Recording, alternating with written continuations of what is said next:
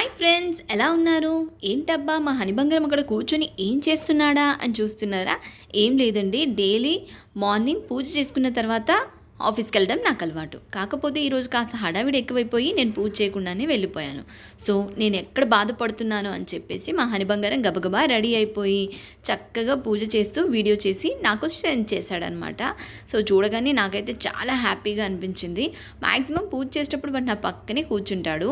So నేను ఎలా చేశానో అలా మ్యాక్సిమం ట్రై చేశాడండి. చాలా బాగా అనిపించింది వీడియో చూసినప్పుడు నాకైతే. సో అన్నీ చక్కగా శుద్ధి చేసి దీపం వెలిగించి అగరబత్తులు ధూపు వెలిగించడమే కాకుండా హారతి కూడా ఇచ్చాడు.